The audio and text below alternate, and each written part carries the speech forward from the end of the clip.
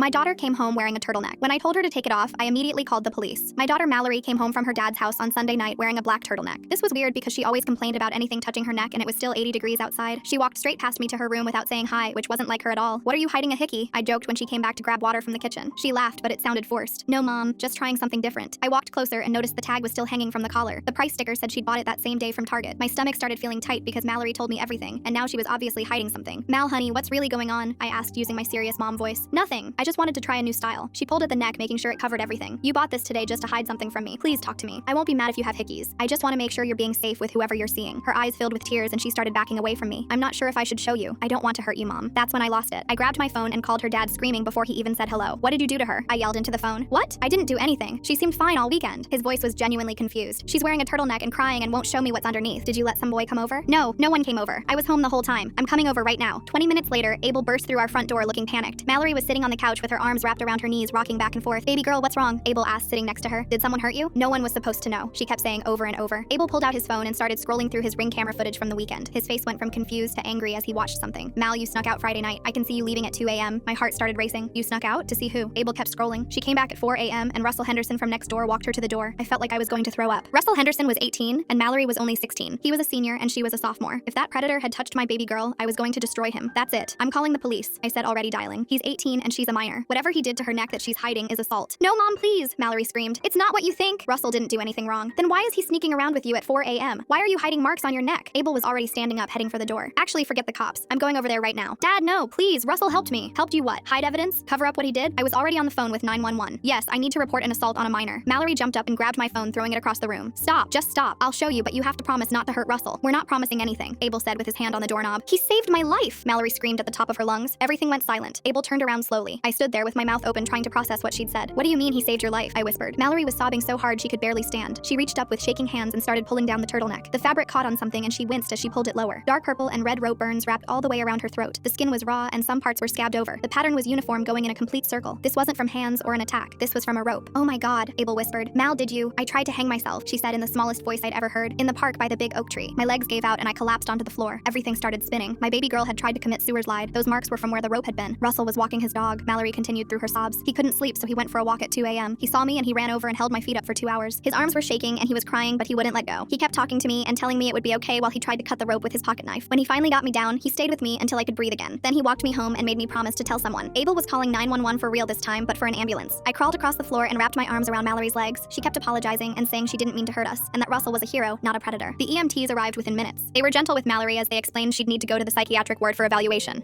That boy saved her life, and Abel and I couldn't be more grateful.